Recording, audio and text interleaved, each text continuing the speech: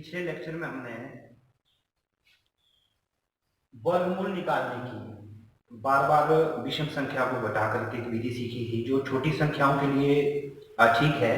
अब आज हम दूसरी विधि पढ़ेंगे, अभाज्य गुणनखंड के द्वारा वर्गमूल कैसे ज्ञात करते हैं, यानी प्राइम फैक्टर्स हमने बनाने हैं। यहाँ पर हमने संख्या ली है 324, यानी हमने 324 का वर्गमूल निकालना है।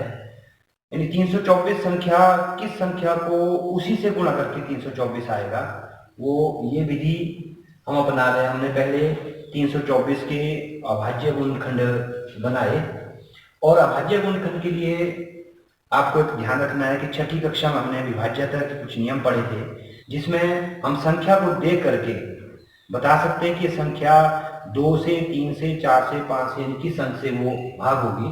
उन नियमों का भी हमने स्मरण करना है और ताकि हमें पता लगे, जैसे 324 है, इसका इकाई अंक 4 है, सम संख्या है, तो ये 2 से भाग होता है, तो हम सीधे ही इसको 2 से भाग दिया, फिर 2 से दिया, फिर हमारे पास 81 आता है, ये 2 से भाग नहीं होता, 3 से। इस तरह से हमने अभाज्य गुणनखंड बनाए। आपको अगर ये विधि अपनानी है तो आपको संख्या के अभाज्य गुणनखंड पहले अवश्य निकालने आने चाहिए। अगर आपको संख्या के अभाज्य गुणनखंड बनाने नहीं आते तो आप वर्गमूल नहीं निकाल पाएंगे। तो मेरा आपसे एक निवेदन है कि आप अभाज्य गुणनखंड निकालना सीखें। और हमने 324 के अभाज्य गुणनखंड निकाले और वो लिख दिए 2 गुणा 2, फिर 3 1 2 3 4 बार आ रहा है, 3 गुणा 3 गुणा 3, और ऐसे हमने लिख दिए। और फिर हमने 324 के ऊपर कर्णी चिन्ह लगा दिया, वर्गमूल का जो साइन है कर्णी चिन्ह वो लगा दिया, और हमने 2 2 के जोड़े बनाए और उन जोड़ों के बदले में 2 अंकों के बदले में 1 ही लिखा। यहाँ भी 3 गुणा 3 है, इनके बदले में भी 1 ही 3 लिखा। यहाँ 3 गुणा 3 है और इनके बदले में भी 1 3 लिखा, और इनको गुणा किया, 2 3 6 6 3 18, यानी 324 का जो वर्गमूल है वो आ जाएगा हमारे पास 18। और यहां हम जोड़े क्यों बनाते हैं, क्योंकि यहां पर जो कर्णी घात है वो 2 है, इसलिए हम 2 2 के जोड़े बनाते हैं। और अगर हमारे पास मान लो कर्णी चिन्ह हमारे पास है, यहाँ कर्णी घात 3 है, तो हम 3 3 के त्रिक बनाएंगे, ट्रिपलेट, जो हम घनमूल में पढ़ेंगे।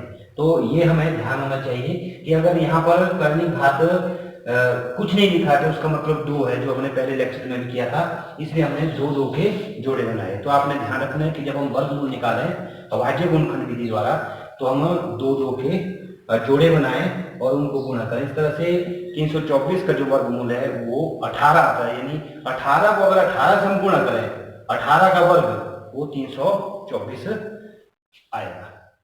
अभाज्य गुणनखंड विधि के लिए 1 का घात 764 अभाज्य गुणनखंड हमने बनाए, ये 7 तक। और फिर आपको बता दूं, मैं याद दिला दूं कि आपने विभाज्यता के नियम पढ़ने हैं ताकि आप सीधे ही उसी संख्या से भाग करें जिससे वो संख्या भाग होती है। यहाँ पर हमने 1764 के गुणनखंड थे, 2 गुणा 2 गुणा 3 गुणा 3 गुणा 7 गुणा 7 वो लिख लिए।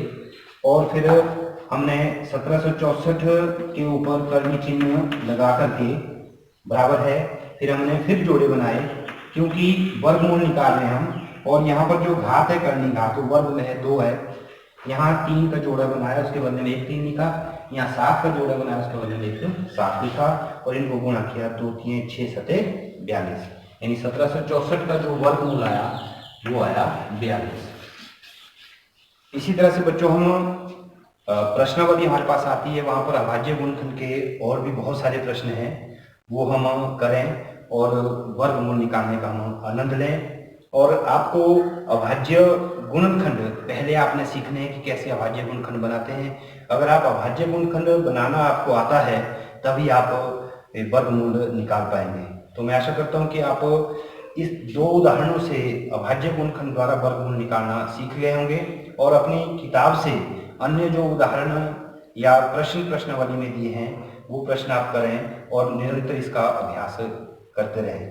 धन्यवाद।